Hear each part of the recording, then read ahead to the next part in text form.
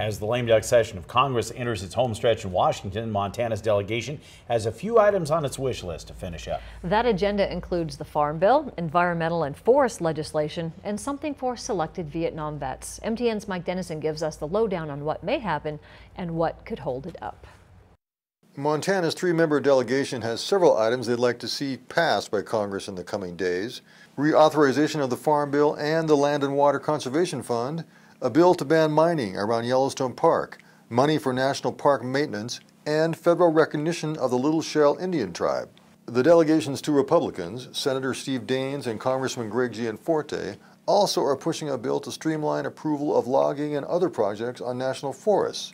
Democratic U.S. Senator Jon Tester says he's not sure that type of bill will make it. If we're able to allow the Forest Service to do its work, certainly open to taking a look at other forest management plans going forward. But the problem has been they get very, very controversial in a hurry. Tester is hoping to reach agreement on a bill to help Blue Water Vietnam veterans with medical issues. These vets were stationed offshore during the Vietnam War, but were affected by the drift of the toxin Agent Orange.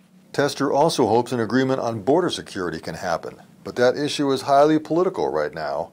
Congress passed a bill Thursday to fund the government for 2 more weeks while members discuss whether to fund President Trump's border wall. Daines and Gianforte have been supportive of the wall. Tester says the southern border needs more security measures, but he's not sure a wall is a good investment of taxpayer money. That wall is going to cost somewhere between $24 and $32 million per mile. The wall may look good to some people, but the truth is it's a wall. And as the threat changes, it remains a wall. A wall from sea to shining sea treats the taxpayer of this country like an ATM.